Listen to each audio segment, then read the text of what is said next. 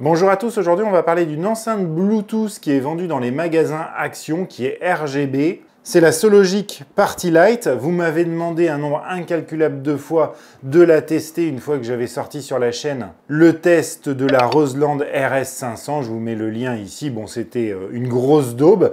J'espère que celle-ci sera mieux puisque comme vous pouvez le voir, elle nous propose le RGB, une puissance de 2 fois 5 watts. Et donc à l'intérieur de cette boîte-là, on retrouvait un câble de recharge USB type A vers USB type C, qui est pas très long, qui doit faire une trentaine de centimètres. Une notice d'utilisation où il y a le français, bien évidemment. Vous allez voir qu'il n'y a pas beaucoup de fonctions, donc c'est assez facile à faire fonctionner. Et notre enceinte. Alors, qui est vraiment toute légère, hein, ça fait vraiment pas très qualité une fois qu'on a dans les mains. Donc, je vous ai dit qu'elle était légère, mais au niveau de sa taille, elle fait 35 cm de hauteur sur 15 cm et demi de largeur et 16 cm de profondeur. Donc, c'est une enceinte qui a quand même une certaine taille, mais qui n'est pas non plus énorme. On va retrouver devant une petite grille en métal. Derrière, on va avoir les deux haut-parleurs de 5 watts.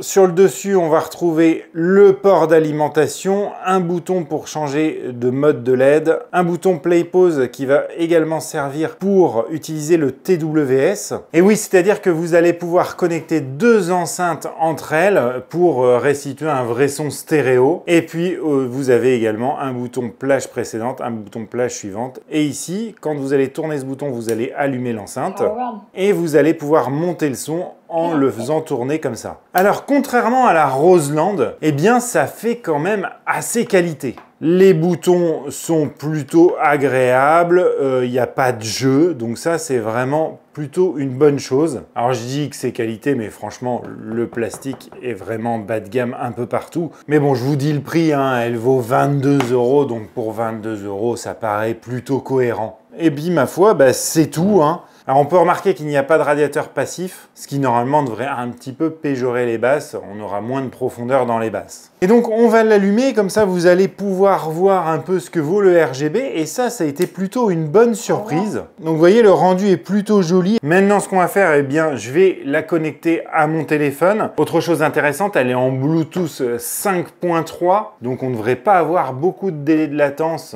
entre le son qui est émis par le téléphone et puis ce qu'elle restitue. Et elle embarque une batterie de 1800 mAh qui va se recharger en environ 4 heures et qui va lui donner une autonomie alors que la marque nous dit 20 heures. Donc ça va être 20 heures si vous êtes à 50% du volume.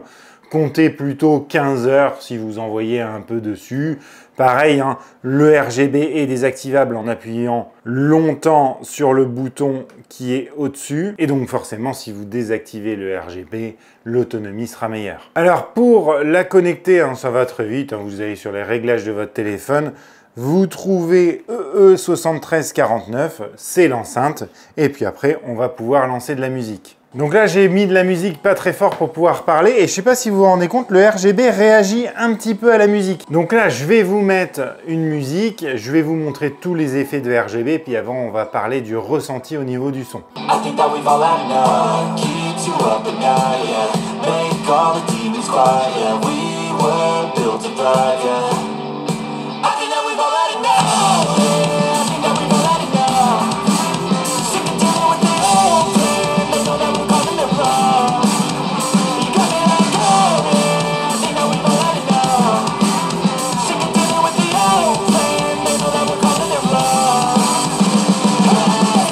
Alors, ce qui est aussi intéressant à noter, c'est que les deux boutons de volume ne sont pas forcément synchronisés. Si vous montez le son sur l'enceinte, ça ne vous monte pas forcément le son sur le téléphone. Donc, si vous voulez être à fond, il faut monter à fond le téléphone et à fond l'enceinte.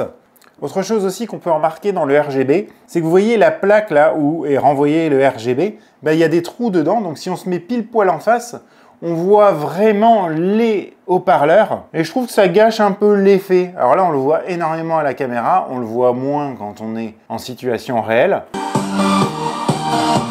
2 fois 5 watts, bon, c'est pas non plus un son de ouf, hein. Vous n'allez pas ambiancer une soirée avec 50 personnes avec ça, hein. C'est clair et net. Ça suffit pour une écoute comme ça dans une petite pièce. Là, dans ma petite pièce qui fait 10 mètres carrés, oui, forcément, ça fait fort. Mais après, bah, si vous êtes dans un salon où il y a 20 personnes, je suis pas sûr que ça suffise.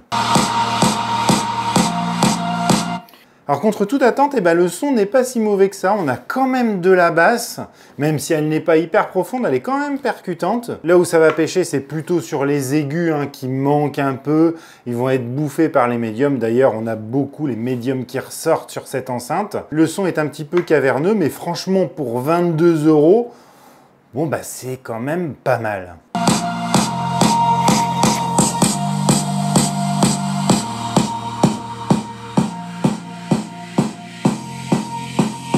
Alors comme vous avez pu le voir, hein, le son est directif, hein, ça va plutôt sortir vers l'avant, mais comme eh bien, c'est du plastique creux, le son résonne à l'intérieur de l'enceinte et on a tendance à l'entendre quand on est derrière. Alors il est un peu plus étouffé, mais ça nous donne ce côté de pouvoir entendre le son tout autour de l'enceinte, comme quoi des fois la mauvaise qualité apporte des petites choses auxquelles on ne s'attendait pas. Après voilà, c'est mon ressenti à l'instant T où je m'en suis servi quelques temps. Je ne sais pas ce que ça donnera en durabilité, même si j'ai l'impression quand même que c'est voué quand même à plus durer que la Roseland que j'avais testée.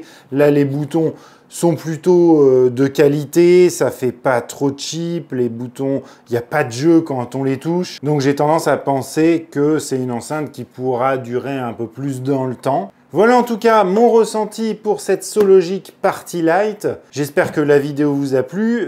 N'hésitez pas à me dire en commentaire ce que vous en pensez, si vous l'avez, si vous trouvez que c'est une bonne enceinte ou pas. Pour le prix, je rappelle, hein, parce qu'il y en a qui vont me dire oui, tu peux pas dire que c'est un bon son. Je compare par rapport au prix à 22 €. Je vais pas attendre la même chose qu'une enceinte à 200 balles, bien évidemment. Dites-moi si vous l'avez aussi depuis un petit moment et si elle est toujours en vie. Merci d'avoir regardé la vidéo jusqu'au bout et moi je vous dis à très bientôt sur Vintech pour de nouveaux tests domotique et tech. Allez, ciao!